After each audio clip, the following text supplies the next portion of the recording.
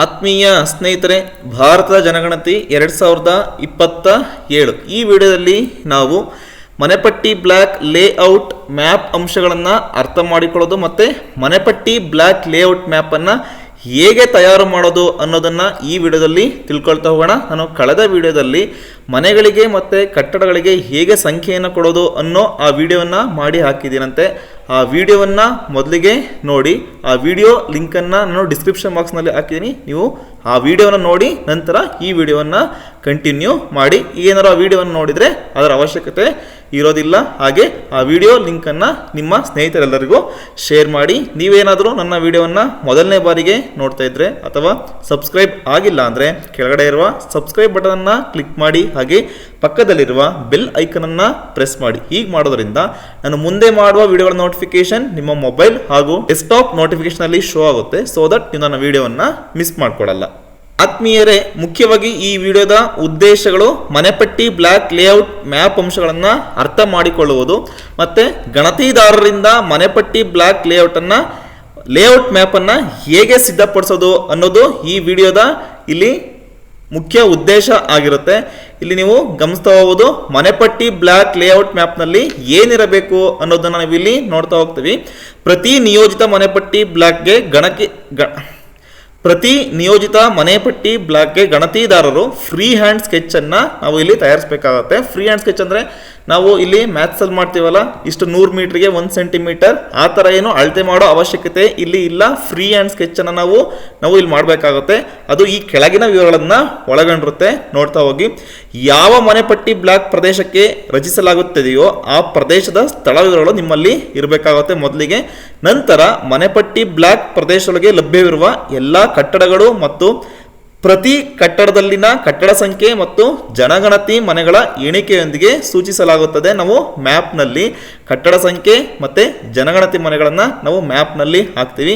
ನಂತರ ಶಾಲಾ, college, police ಠಾಣೆ, ಆರೋಗ್ಯ ಕೇಂದ್ರ, ಪಂಚಾಯತ್ ಘರ್, ನಂತರ ಅಂಚೆ ಕಚೇರಿ, ಸಾರ್ವಜನಿಕ ಉಪಯುಕ್ತತೆ, ಪೂಜಾ ಸ್ಥಳಗಳು ಮುಂತಾದ ಪ್ರಮುಖ ಹೆಗ್ಗುರುತಗಳು ನಿಮಗೆ ಗೊತ್ತಿರಬೇಕಾಗುತ್ತೆ ಮ್ಯಾಪನ್ನು ತಯಾರು ಮಾಡೋಕ್ಕಿಂತ ಮುಂಚೆ. ಇಲ್ಲಿ ನೀವು ಗಮನಿಸ್ಬೋದು, ಗಣತಿದಾರರಿಗೆ 10 ಸುವರ್ಣ ನಿಯಮಗಳು. ಈ 10 ನಿಯಮಗಳನ್ನು ನೀವು ಸರಿಯಾಗಿ ತಿಳ್ಕೊಳ್ಳಿ. Very very important. ಮೊದಲನೇ ನಿಯಮ, ನಿಮಗೆ ನಿಯೋಜಿಸಲಾದ ಮನೆಪಟ್ಟಿ ಬ್ಲಾಕ್ನೊಳಗೆ ಪ್ರದೇಶಗಳ ಸಂಪೂರ್ಣ ವ್ಯಾಪ್ತಿಯನ್ನು ಖಚಿತಪಡಿಸಿಕೊಳ್ಳುವುದು ಲೇಔಟ್ ಮ್ಯಾಪ್ ಅನ್ನು ಸಿದ್ಧಪಡಿಸುವ ಉದ್ದೇಶ ಆಗಿರುತ್ತೆ. ಅಂದ್ರೆ ನೀವು ಲೇಔಟ್ ಮ್ಯಾಪ್ ಅನ್ನು ಏಕೆ ಸಿದ್ಧಪಡಿಸ್ತೀರಾ ಅನ್ನೋದನ್ನ ನಾವು ಇಲ್ಲಿ ಮೊದಲನೇ ಪಾಯಿಂಟ್ ಅಲ್ಲಿ ಹೇಳ್ತಾ ಇದೀವಿ. ನಂತರ ಎರಡನೇ ಪಾಯಿಂಟ್ ಅಲ್ಲಿ ಲೇಔಟ್ ಮ್ಯಾಪ್ ವಸತಿಯೇತರ, ಮಿಶ್ರ ಬಳಕೆ, ಖಾಲಿ ಮನೆಗಳು ಇತ್ಯಾದಿಗಳಂತಹ ವಿವಿಧ ಉದ್ದೇಶಗಳಿಗಾಗಿ ಬಳಸಲಾಗುವ ಎಲ್ಲ ಕಟ್ಟಡಗಳು, ರಚನೆಗಳು ಚಿತ್ರಿಸಬೇಕಾಗುತ್ತೆ. ಇಲ್ಲಿ ನಾವು ಇದರಲ್ಲಿ ಜಾಗ, ಖಾಲಿ ಜಾಗಗಳು ಇತ್ಯಾದಿಗಳು ಸೇರುತ್ತೆ. ಇದೇನು ಅಂತ ಮುಂದೆ ನೋಡ್ತಾ ಹೋಗೋಣ. ನಂತರ ಇಲ್ಲಿ ವ್ಯವಸ್ಥಿತ ಮನೆ ಸಂಖ್ಯೆ ಲಭ್ಯವಿದ್ದರೆ ಮ್ಯಾಪ್ನಲ್ಲಿ ಅದನ್ನು ಸೂಚಿಸಬೇಕು. ಈಗ ಕೆಲವು ಮನೆಗಳಿಗೆ ವ್ಯವಸ್ಥಿತವಾಗಿ ಮನೆ ಸಂಖ್ಯೆ ಇರುತ್ತೆ, ಅಪಾರ್ಟ್ಮೆಂಟ್ಗೆ ಹೋಗ್ಬೋದು, ಅಲ್ಲ ವ್ಯವಸ್ಥಿತವಾಗಿ ಮನೆ ಸಂಖ್ಯೆ ಇರುತ್ತೆ. ನೀವು ಅದನ್ನು ಇಲ್ಲಿ ಸರಿಯಾಗಿ ಅದನ್ನೇ ಸೂಚಿಸಬೇಕಾಗುತ್ತೆ. ಅಥವಾ ಇಲ್ಲಿ ಸರಿಯಾದ ಮನೆ ಸಂಖ್ಯೆ ಅಸ್ತಿತ್ವದಲ್ಲಿ ಇಲ್ಲದಿದ್ದರೆ ಕಟ್ಟಡಗಳಿಗೆ ನಿರಂತರ ಸಂಖ್ಯೆಗಳನ್ನು ನಿಗದಿಪಡಿಸಿ ಮತ್ತು ಲೇಔಟ್ ಮ್ಯಾಪ್ನಲ್ಲಿ ಅದನ್ನು ಬರೆಯಬೇಕಾಗತ್ತೆ.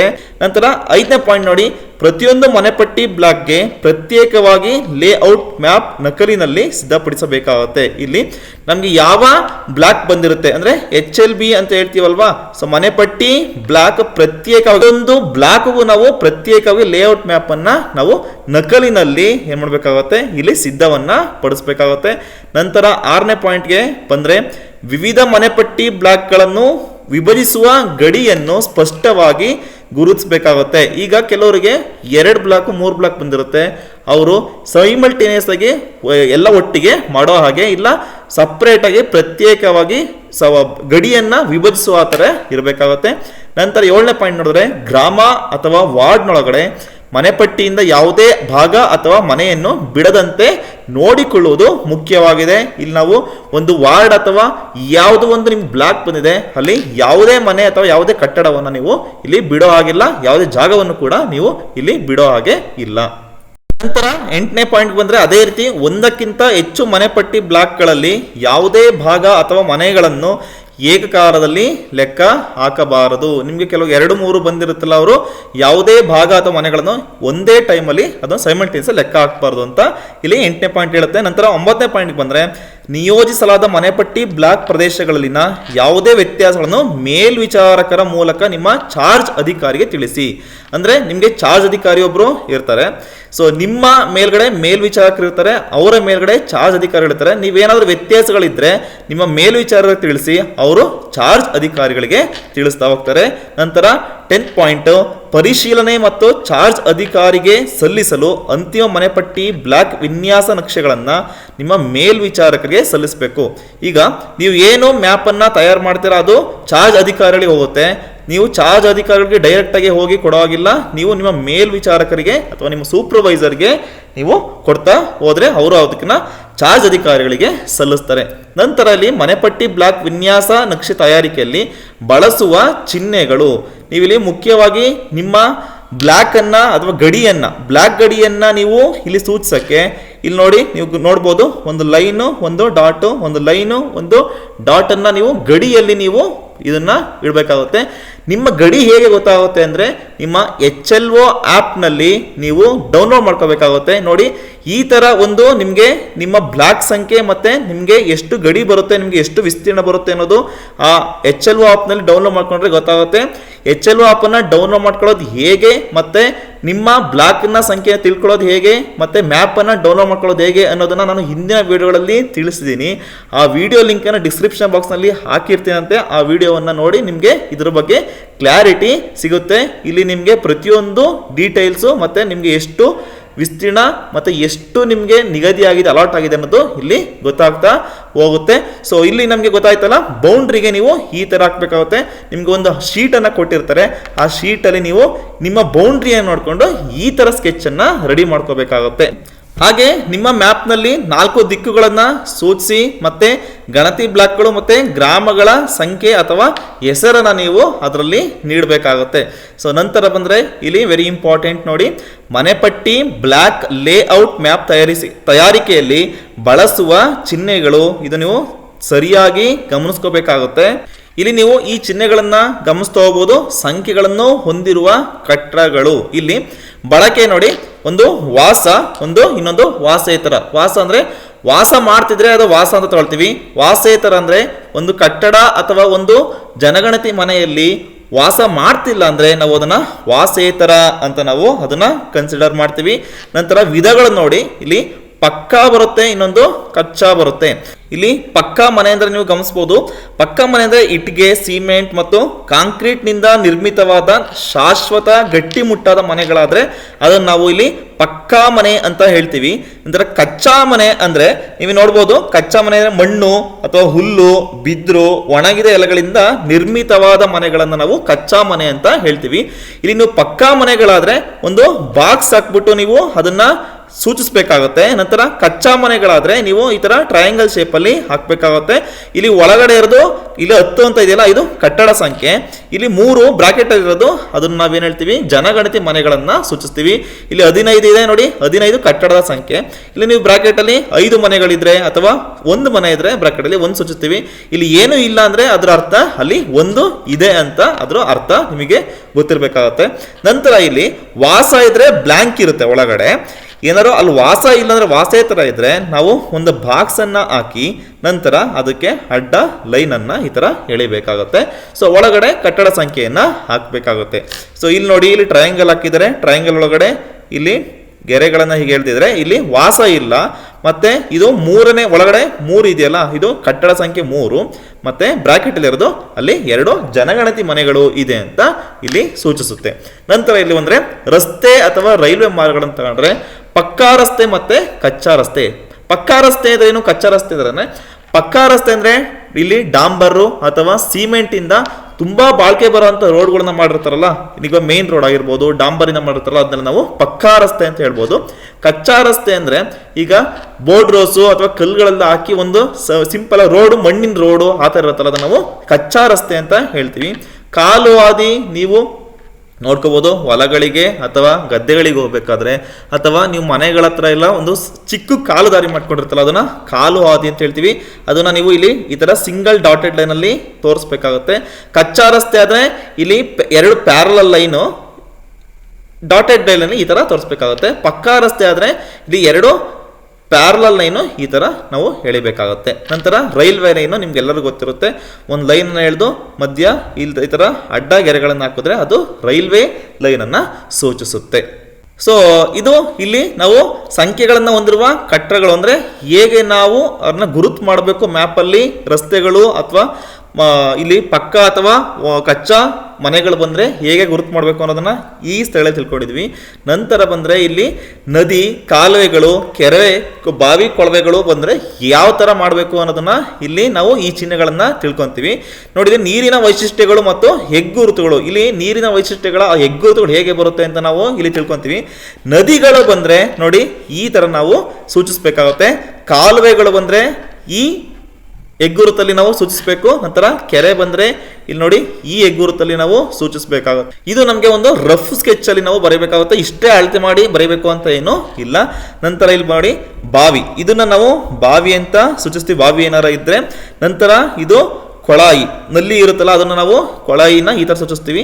ನಂತರ ಕೈ ಪಂಪ್ ಇದ್ರೆ ಈ ಥರ ಸೂಚಿಸ್ತೀವಿ. ನಂತರ ಇದನ್ನ ನಾವು ದೇವಾಲಯಗಳಿದ್ರೆ ಈ ಥರ ಕಟ್ಟಡನ ದೇವಾಲಯ ಸೂಚಿಸ್ಬೇಕು. ನಂತರ ಇದನ್ನ ಮಸೀದಿ, ಇದು ಚರ್ಚು, ಇದನ್ನ ಗುರುದ್ವಾರನ ಈ ಥರ ಸೂಚಿಸ್ಬೇಕಾಗತ್ತೆ. ಸೊ ನಂತರ ಬಂದ್ರೆ ಇಲ್ಲಿ ನೋಡಿ ಇದು ಎಸ್ ಅಂತ ಇದೆಯಲ್ಲ, ಇದನ್ನ ಸ್ಕೂಲ್, ಶಾಲೆ ಅಂತ ಹೇಳ್ತೀವಿ. ಡಿ ಅಂತ ಇರೋದು ಔಷಧಾಲಯ. ನಂತರ ಪಿ ಅಂತ ಇರೋದು ಪಂಚಾಯತ್ ಘರ್. ನಂತರ ಅಂಚೆ ಕಚೇರಿಗೆ PO ಅಂತ ನಾವು ಸೂಚಿಸಬೇಕಾಗುತ್ತೆ. ಬಾಕ್ಸ್ ಅನ್ನು ಹಾಕಿ ಇದೇ ರೀತಿ ನಾವು ಅಲ್ಲಿ ಮ್ಯಾಪ್ ಅಲ್ಲಿ ಸೂಚಿಸಬೇಕಾಗುತ್ತೆ. ನಂತರ ಬಂದ್ರೆ ಇಲ್ಲಿ ಲೇಔಟ್ ಮ್ಯಾಪ್ ನಲ್ಲಿ ಕಟ್ಟಡ ಸಂಖ್ಯೆ ಮತ್ತು ಜನಗಣತಿ ಮನೆಗಳ ಸಂಖ್ಯೆಯನ್ನು ತೋರಿಸಲಾಗುತ್ತಿದೆ. ನೋಡಿ ಇಲ್ಲಿ ಕಟ್ಟಡ ಸಂಖ್ಯೆ 6 ಇದೆ, ಓಕೆನಾ, ಅದು ಕಚ್ಚಾ ಮನೆ ಆಗಿದೆ. ನಂತರ ವಾಸೇತರ, ಅಲ್ಲಿ ವಾಸ ಇಲ್ಲ. ಸೊ ಕಚ್ಚಾ ಮನೆ ಆಗಿರೋದ್ರೆ ಟ್ರಯಾಂಗಲ್ ಶೇಪ್ ಅಲ್ಲಿ ಒಳಗಡೆ ಗೆರೆಗಳನ್ನ ಹೇಳಿದ್ರೆ ಅದೇನಾಗುತ್ತೆ, ಕಚ್ಚಾ ಮನೆ ವಾಸೇತರ ಆಗುತ್ತೆ. ಇಲ್ಲಿ ಕಟ್ಟಡ ಸಂಖ್ಯೆ 6 ಒಳಗಡೆ ಬರೀಬೇಕಾಗುತ್ತೆ. ಇಲ್ಲಿ ಕೆಳಗಡೆ ಬ್ರಾಕೆಟ್ ಅಲ್ಲಿ ಯಾವುದು ಸಂಖ್ಯೆ ಇಲ್ಲ ಅಂದ್ರೆ ಅಲ್ಲೂ ಒಂದು ಜನಗಣತಿ ಮನೆ ಇರುತ್ತೆ ಅಂತ ನೀವು ಪರಿಗಣಿಸಬೇಕು. ನಂತರ ಇಲ್ಲಿ ನೋಡಿ ಕಟ್ಟಡ ಸಂಖ್ಯೆ 9 ಪಕ್ಕ ಮನೆ ವಾಸ ಆಗಿದ್ದಾರೆ. ಇಲ್ಲಿ ಜನಗಣತಿ ಮನೆಗಳ ಸಂಖ್ಯೆ 2 ಇದ್ದಾರೆ. ಸೊ ಇಲ್ಲಿ ಬಾಕ್ಸ್ ಶೇಪ್ ಅಲ್ಲಿ ಹಾಕಿದ್ವಿ, ಒಳಗಡೆ ಕಟ್ಟಡ ಸಂಖ್ಯೆ, ಇಲ್ಲಿ ಬ್ರಾಕೆಟ್ ಅಲ್ಲಿ 2 ಜನಗಣತಿ ಮನೆಗಳು ಅಂತ ನೀವು ಗಮನಿಸ್ಕೋಬೇಕಾಗುತ್ತೆ. ನಂತರ ಇಲ್ಲಿ 10 ಕಟ್ಟಡ ಸಂಖ್ಯೆ, ಪಕ್ಕಾ ಮನೆ, ವಾಸೇತರ ಅಂದ್ರೆ ವಾಸ ಇಲ್ಲ. ಸೊ ಇಲ್ಲಿ ಸ್ಕ್ವೇರ್ ಶೇಪ್ ಅನ್ನು ಹಾಕ್ಬಿಟ್ಟು ಒಳಗಡೆ ಗೆರೆ ಎಳೆದ್ಬಿಟ್ಟು ನಂತರ ಒಳಗಡೆ 10 ಅಂತ ಬರೆದ್ಬಿಟ್ಟು ಹೊರಗಡೆ ಯಾವುದು ಅಂದ್ರೆ ಏನು ಮನೆಗಳು ಏನು ನೀವು ಇಲ್ಲಿ ಗುರುತನ್ನ ಹಾಕಿಲ್ಲ ಬ್ರಾಕೆಟ್ ಅಲ್ಲಿ ಅಂದ್ರೆ ಅಲ್ಲಿ ಒಂದು ಮನೆ ಇರುತ್ತೆ ಅಂತ ಅರ್ಥ ಮಾಡ್ಕೋಬೇಕು. ನಂತರ ಇಲ್ಲಿ ಕಟ್ಟಡ ಸಂಖ್ಯೆ 15 ಕಚ್ಚಾ ಮನೆ. ನಂತರ ಇಲ್ಲಿ ವಾಸ ಮಾಡ್ತಾ ಇದ್ದಾರೆ. ಸೊ ಟ್ರಯಾಂಗಲ್ ಹಾಕ್ಬಿಟ್ಟು ಒಳಗಡೆ 15ಅನ್ನ ಬರೆದು ಹೊರಗಡೆ 3 ಬರೆದಿದ್ರೆ ಈ ಕಚ್ಚಾ ಮನೆಯಲ್ಲಿ 3 ಜನಗಣತಿ ಮನೆಗಳಿದೆ ಅಂತ ಇಲ್ಲಿ ನೀವು ಗಮನಿಸಬೇಕಾಗುತ್ತೆ. ನಂತರ ಕಟ್ಟಡ ಸಂಖ್ಯೆಗಳ ಬಳಕೆ ಮತ್ತು ವ್ಯವಸ್ಥಿತ ಸಂಖ್ಯೆ ಲಭ್ಯವಿಲ್ಲದ ಸ್ಥಳಗಳಲ್ಲಿ ಕಟ್ಟಡ ಸಂಖ್ಯೆಗಳನ್ನು ನಿಯೋಜಿಸುವ ಕುರಿತು ವಿವರವಾದ ಸೂಚನೆಗೆ ದಯವಿಟ್ಟು ಮನೆಪಟ್ಟಿ ಕಾರ್ಯಾಚರಣೆ ಕೈಪಿಡಿಯನ್ನ ನೀವು ನೋಡಿ ಅಂತ ಇಲ್ಲಿ ಒಂದು ಸೂಚನೆಯನ್ನ ಕೊಟ್ಟಿದ್ದಾರೆ. ಸೊ ನಂತರ ಬಂದ್ರೆ ಇಲ್ಲಿ ಮನೆಪಟ್ಟಿ ಬ್ಲಾಕ್ ಲೇಔಟ್ ಮ್ಯಾಪ್ನಲ್ಲಿ ಸಿದ್ಧಪಡಿಸುವ ಮೊದಲು ಪೂರ್ವ ಅಪೇಕ್ಷಿತಗಳು, ಇದನ್ನು ನೀವು ವೆರಿ ಇಂಪಾರ್ಟೆಂಟ್ ಗಮನಿಸ್ಕೋಬೇಕಾಗುತ್ತೆ. ಇಲ್ಲಿ ಮೊದಲನೇ ಪಾಯಿಂಟ್ ಅನ್ನು ಗಮನಿಸಿ, ಮನೆಪಟ್ಟಿ ಬ್ಲಾಕ್ ಮ್ಯಾಪ್ ಮತ್ತು ಜನಗಣತಿ ನಿರ್ವಹಣೆ ಮತ್ತು ಮೇಲ್ವಿಚಾರಣಾ ವ್ಯವಸ್ಥೆಯಿಂದ ಸ್ವೀಕರಿಸಿದ ನಿಯೋಜನೆ ಸಂದೇಶದೊಂದಿಗೆ ನೇಮಕಾತಿ ಪತ್ರದಲ್ಲಿ ಉಲ್ಲೇಖಿಸಲಾದ ಎಲ್ಲಾ ಸ್ಥಳ ವಿವರಗಳನ್ನ ಪರಿಶೀಲನೆ ಮಾಡ್ಕೋಬೇಕು. ಇಲ್ಲಿ ನೋಡಿ ಮುದ್ರಿತ ಪ್ರತಿ ಅಂದ್ರೆ ನಿಮ್ಮ HLO ಆಪ್ ನಲ್ಲಿ ಸಿಗುತ್ತೆ ಈ ತರ ಮುದ್ರಿತ ಪ್ರತಿ. ಈ ಮುದ್ರಿತ ಪ್ರತಿ ನಿಮ್ಮ ಹತ್ರ ಇರಬೇಕಾಗುತ್ತೆ. ಮ್ಯಾಪ್ ಅನ್ನ ತಯಾರಿಸಕ್ಕಿಂತ ಮುಂಚೆ ಜನಗಣತಿ ನಿರ್ವಹಣೆ ಮತ್ತು ಮೇಲ್ವಿಚಾರಣಾ ವ್ಯವಸ್ಥೆಯಿಂದ ಸ್ವೀಕರಿಸಿದ ನಿಯೋಜನೆ ಸಂದೇಶದೊಂದಿಗೆ ನೀವು ನೇಮಕಾತಿ ಪತ್ರದೊಂದಿಗೆ ನೀವು ಸ್ಥಳ ವಿವರಣೆ ಪರಿಶೀಲನೆಯನ್ನ ಮಾಡ್ಕೋಬೇಕಾಗುತ್ತೆ. ನಂತರ ಇಲ್ಲಿ ನೋಡಿ 2ನೇ ಪಾಯಿಂಟ್, ಮನೆಪಟ್ಟಿ ಆಯ್ಕೆ ಆಪ್ ನಲ್ಲಿ ಒದಗಿಸಲಾದ ಲಿಂಕ್ ಅನ್ನು ಬಳಸಿಕೊಂಡು ನೀವು ನಿಯೋಜಿಸಲಾದ ಮನೆಪಟ್ಟಿ ಬ್ಲಾಕ್ ಮ್ಯಾಪ್ PDF ಪ್ರತಿ ಡೌನ್ಲೋಡನ್ನು ಮಾಡ್ಬೋದು ಅಂತ ಹೇಳಿದರೆ, ಈಗ ಹೇಳಿದ್ದೀನಿ ನೀವು HLO ಮ್ಯಾಪ್ನಲ್ಲಿ HLO ಆ್ಯಪ್ನಲ್ಲಿ ನೀವು ಈ ಮ್ಯಾಪನ್ನು ನೀವು ಡೌನ್ಲೋಡ್ ಮಾಡ್ಕೋಬೋದು PDF ರೀತಿಯಲ್ಲಿ. ನಂತರ ಇಲ್ಲಿ ನೋಡಿ ಮನೆಪಟ್ಟಿ ಬ್ಲ್ಯಾಕ್ ಲೇಔಟ್ ಮ್ಯಾಪ್ ಚಿತ್ರಿಸಲು ಉಲ್ಲೇಖವಾಗಿ ಬಳಸಬಹುದು. ನೀವು ಇಲ್ಲಿ ಮನೆಪಟ್ಟಿ ಬ್ಲ್ಯಾಕ್ ಲೇಔಟನ್ನು ನೀವು ಬರೆಯೋಕ್ಕೆ, ನೀವು ಬೌಂಡ್ರಿನ ಬರೆಯೋಕ್ಕೆ ಇದನ್ನೇ ಬಳಸ್ಕೋಬಹುದು. ನೀವು ಇಲ್ಲಿ ನೋಡ್ಕೋಬಹುದು ಎಲ್ಲಿ ಮನೆಗಳಿದೆ ಅಂತ, ನೀವು ಇದನ್ನ ಗಮನಿಸ್ಕೊಂಡು ಅಲ್ಲಿ ವಿಸಿಟ್ ಅನ್ನ ಮಾಡಿದ್ರೆ ಆಯ್ತು. ಇಲ್ಲಿ 3ನೇ ಪಾಯಿಂಟ್ಗೆ ಬಂದ್ರೆ, ಮೇಲ್ವಿಚಾರಕರೊಂದಿಗೆ ನಿಯೋಜಿಸಲಾದ ಮನೆಪಟ್ಟಿ ಬ್ಲಾಕ್ಗಳ ಪ್ರದೇಶಗಳಿಗೆ ಭೇಟಿ ನೀಡಿ ಮತ್ತು ನಿಖರವಾದ ಗಡಿಯನ್ನ ಅರ್ಥ ಮಾಡಿಕೊಳ್ಬೇಕಾಗುತ್ತೆ. ನೀವು ಇಲ್ಲಿ ಮೇಲ್ವಿಚಾರಕರೊಂದಿಗೆ ನೀವು ನಿಮ್ಮ ಮುದ್ರಿತ ಪ್ರತಿಯನ್ನ ಇಟ್ಕೊಂಡು ನಂತರ ನೀವು ನಿಖರವಾದ ಗಡಿಯನ್ನ ಅರ್ಥ ಮಾಡ್ಕೊಳ್ಬೇಕಾಗುತ್ತೆ. ಮನೆಪಟ್ಟಿ ಬ್ಲಾಕ್ಗಳ ಸುತ್ತಲೂ ನೀವು ಹೋಗ್ಬೇಕಾಗುತ್ತೆ. ಸೊ ನಂತರ ಬಂದ್ರೆ 4ನೇ ಪಾಯಿಂಟು, ಸೂಚನಾ ಕೈಪಿಡಿಯಲ್ಲಿ ಒದಗಿಸಲಾದ ಸೂಚನೆಗಳನ್ನ ಎಚ್ಚರಿಕೆಯಿಂದ ಓದ್ಕೋಬೇಕು. ಒಂದ್ಸಲಿ ನಿಮ್ಗೆ ಏನು ಮ್ಯಾನ್ಯುಯಲ್ನ ಕೊಟ್ಟಿದ್ರೆ ಆ ಮ್ಯಾನ್ಯುಯಲ್ನ ಒಂದ್ಸಲಿ ನೀಟಾಗಿ ಓದ್ಕೊಳ್ಳಿ. ನಂತರ 5ನೇ ಪಾಯಿಂಟ್ಗೆ ಬಂದರೆ, ಲೇಔಟ್ ಮ್ಯಾಪ್ಗಳನ್ನು ತಯಾರಿಸಲು ಒದಗಿಸಲಾದ ಖಾಲಿ ಲೇಔಟ್ ಮ್ಯಾಪ್ ಹಾಳೆಗಳನ್ನು ಮಾತ್ರ ಬಳಸಿ. ಅಂದರೆ ಲೇಔಟ್ ಮ್ಯಾಪನ್ನು ಬರೆಯೋಕ್ಕೆ ನಿಮಗೆ ಏನು ಒದಗಿಸ್ತಾರೆ ಆ ಹಾಳೆಗಳನ್ನು ಮಾತ್ರ ಇಲ್ಲಿ ಬಳಸಬೇಕಾಗುತ್ತೆ. 6th ಪಾಯಿಂಟ್, ಮನೆಪಟ್ಟಿ ಬ್ಲಾಕ್ ಪ್ರದೇಶದಲ್ಲಿ ಲಭ್ಯವಿರುವ ಕಟ್ಟಡ ಸಂಖ್ಯೆಯ ಅನುಕ್ರಮವನ್ನು ಅರ್ಥ ಮಾಡಿಕೊಳ್ಬೇಕಾಗುತ್ತೆ. ಅಂದರೆ ಇಲ್ಲಿ ಮನೆಪಟ್ಟಿ ಬ್ಲಾಕ್ ಪ್ರದೇಶದಲ್ಲಿ ಲಭ್ಯವಿರುವ ಕಟ್ಟಡ ಸಂಖ್ಯೆಯನ್ನು ನೀವು ಅನುಕ್ರಮವನ್ನು, ಅಂದರೆ ಹೇಗೆ ಹೋಗುತ್ತೆ ಅಸೆಂಡಿಂಗ್ ಆರ್ಡರಲ್ಲಿ ಅಂತ ನೀವು ಇಲ್ಲಿ ನೋಡ್ತಾ ಹೋಗ್ಬೇಕಾಗುತ್ತೆ ಏರಿಕೆ ಕ್ರಮದಲ್ಲಿ. 7ನೇ ಪಾಯಿಂಟು, ವ್ಯವಸ್ಥಿತ ಸಂಖ್ಯೆ ಅಸ್ತಿತ್ವದಲ್ಲಿಲ್ಲದಿದ್ದರೆ, ಏನಾದರೂ ಅಲ್ಲಿ ಒಂದು ಸಂಖ್ಯೆ ಅಸ್ತಿತ್ವದಲ್ಲಿ ಇಲ್ಲದಿದ್ದರೆ ನೀವು ಮನೆಪಟ್ಟಿ ಕಾರ್ಯಾಚರಣೆ ಕೈಪಿಡಿಯಲ್ಲಿ ಒದಗಿಸಲಾದ ಸೂಚನೆಗಳ ಪ್ರಕಾರ ಕಟ್ಟಡ ಸಂಖ್ಯೆಗಳನ್ನು ನಿಯೋಜಿಸಬೇಕು. ಇದನ್ನು ನಾನು ಹಿಂದಿನ ವಿಡಿಯೋದಲ್ಲಿ ಹೇಗೆ ನಾವು ಕಟ್ಟಡ ಸಂಖ್ಯೆ ಮತ್ತೆ ನಾವು ಜನಗಣತಿ ಮನೆ ಸಂಖ್ಯೆಯನ್ನು ಕೊಡಬೇಕು ಅಂತ ಹೇಳಿದ್ದೀನಿ, ಅದನ್ನು ನೀವು ಒಂದ್ಸಲಿ ಗಮನಿಸಿ. ನಂತರ ಇಲ್ಲಿ ಬಂದರೆ, ಮನೆಪಟ್ಟಿ ಬ್ಲಾಕ್ ವಿನ್ಯಾಸ ಮ್ಯಾಪ್ ಅನ್ನ ತಯಾರಿಸಲು ಅನುಸರಿಸಬೇಕಾದ ಕ್ರಮಗಳು. ಇಲ್ಲಿ ನಾವು ಮೊದಲ 3 ದಿನ 5 ಹಂತಗಳನ್ನು, ಇಲ್ಲಿರೋ 5 ಹಂತಗಳನ್ನು ನಾವು ಮೊದಲ 3 ದಿನಗಳಲ್ಲಿ ಮಾಡಬೇಕಾಗತ್ತೆ. ಮೊದಲನೇ ಹಂತ ನೀವು ನೋಡಿ, ಮನೆಪಟ್ಟಿ ಬ್ಲಾಕ್ ಮ್ಯಾಪ್ ಅನ್ನ ಅರ್ಥ ಮಾಡಿಕೊಳ್ಬೇಕು. ನಿಮಗೆ ಏನು HLO ಆ್ಯಪ್ನಲ್ಲಿ ನಿಮಗೆ ಮನೆಪಟ್ಟಿ ಮ್ಯಾಪು ಸಿಗುತ್ತೆ ಅದನ್ನು ನೋಡಿ ಅರ್ಥೈಸ್ಕೊಳ್ಳಿ. ನಂತರ ನಿಮ್ಮ ಮನೆಪಟ್ಟಿ ಬ್ಲಾಕ್ ಪ್ರದೇಶಗಳನ್ನ ತಿಳಿದುಕೋಬೇಕು. ನಿಮಗೆ ಯಾವ ಪ್ರದೇಶ ಬಂದಿದೆ ಅನ್ನೋದನ್ನ ನೀವು ಸರಿಯಾಗಿ ತಿಳ್ಕೊಬೇಕಾಗತ್ತೆ.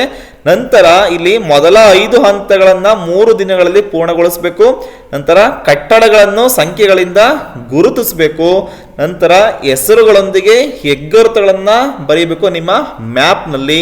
ನಂತರ ಮೇಲ್ವಿಚಾರಕರೊಂದಿಗೆ ಪಾರಸ್ಪರಿಕ ಪರಿಶೀಲನೆ, ನೀವು ಏನು ಮ್ಯಾಪನ್ನು ರೆಡಿ ಮಾಡಿರ್ತಾರೆ ಅದನ್ನು ಮೇಲ್ವಿಚಾರಕರೊಂದಿಗೆ ಪರಿಶೀಲನೆಯನ್ನು ಮಾಡಬೇಕಾಗುತ್ತೆ. ನಂತರ ಅಂತಿಮಗೊಳಿಸಿ ಅದನ್ನು ಸಲ್ಲಿಸಬೇಕಾಗುತ್ತೆ.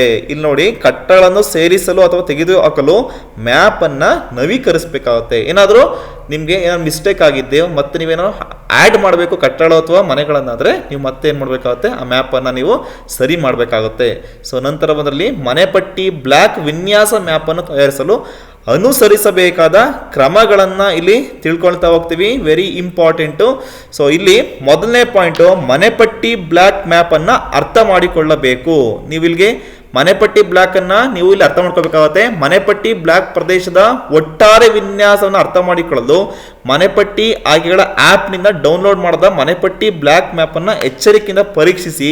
ನಂತರ ಮ್ಯಾಪ್ ಮೇಲ್ಭಾಗದಲ್ಲಿ ಉತ್ತರವು ಯಾವಾಗಲೂ ಆಧಾರಿತವಾಗಿರುತ್ತದೆ ಎಂಬುದನ್ನು ಗುರುತಿಸಬೇಕು. ಅಂದರೆ ಉತ್ತರ ಯಾವಾಗಲೂ ನಿಮಗೆ ಇಲ್ಲಿ ನೀವು ಬರೀತಿರೋ 4 ತಿಕ್ಕುಗಳನ್ನ ಮೇಲಕ್ಕೆ ಉತ್ತರವನ್ನು ಬರೀಬೇಕು. ಓಕೆನಾ? ಸೊ ಕೆಳಗಡೆ ದಕ್ಷಿಣ ಬರುತ್ತೆ, ನಂತರ ಇಲ್ಲಿ ಪೂರ್ವ ಮತ್ತೆ ಪಶ್ಚಿಮ, ಹೀಗೆ ಬರೋ ಥರ ನೀವು ಮ್ಯಾಪ್ ಅನ್ನ ರೆಡಿ ಮಾಡ್ಕೋಬೇಕು. ನಂತರ ನಿಮ್ಮ ಮನೆಪಟ್ಟಿ ಬ್ಲಾಕ್ ಪ್ರದೇಶಗಳನ್ನು ತಿಳಿದುಕೊಳ್ಳಬೇಕಾಗುತ್ತೆ.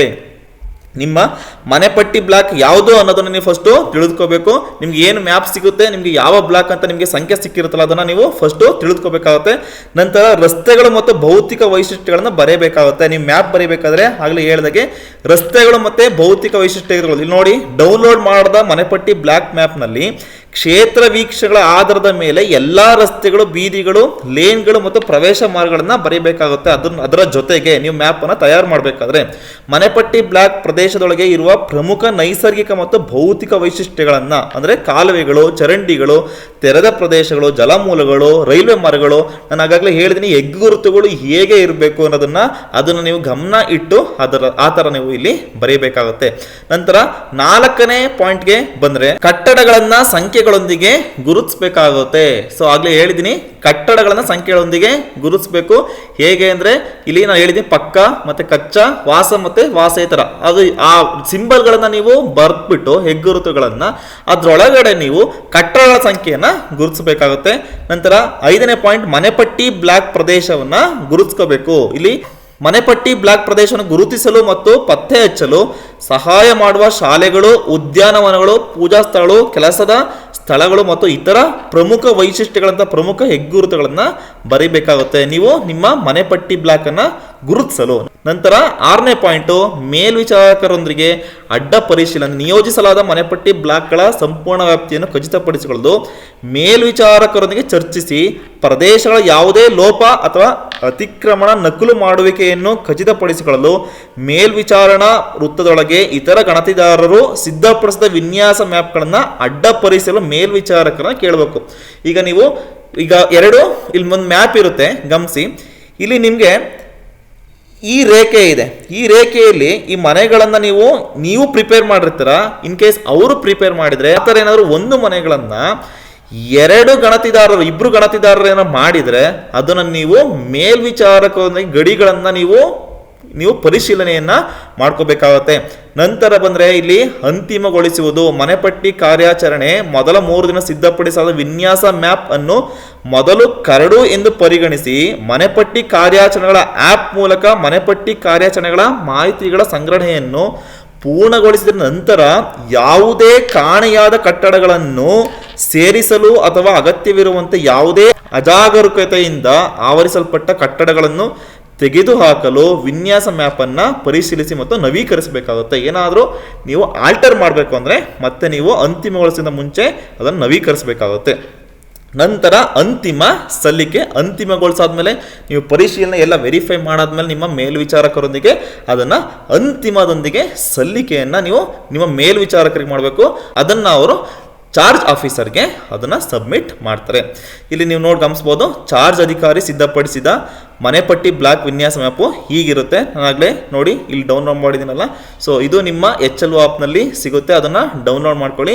ಸೊ ನಂತರ ಬಂದರೆ ಇಲ್ಲಿ ಮನೆಪಟ್ಟಿ ಬ್ಲಾಕ್ ವಿನ್ಯಾಸ ಮ್ಯಾಪ್ ಅನ್ನು ತಯಾರಿಸೋ ಗಣತಿದಾರರಿಗೆ ಮುದ್ರಿತ ಹಾಳೆ. ಹೀಗೆ ಮುದ್ರಿತ ಹಾಳೆ ಇರುತ್ತೆ. ನೀವು ಇಲ್ಲಿ ನೋಡಿ ಇದೇ ತರ ಇರೋ ಮುದ್ರಿತ ಹಾಳೆ ಏನು ಕೊಡ್ತಾರೆ ಅದರಲ್ಲೇ ನೀವು ನಿಮ್ಮ ಮ್ಯಾಪ್ ಅನ್ನ ತಯಾರಿಸಬೇಕಾಗುತ್ತೆ.